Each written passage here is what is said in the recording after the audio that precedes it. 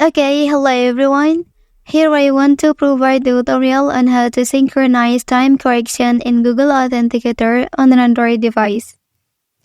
Synchronizing the time correction in Google Authenticator is important for the proper functioning of the app and ensuring accurate two-factor authentication.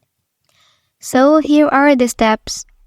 First thing first, open please Google Authenticator application on your device.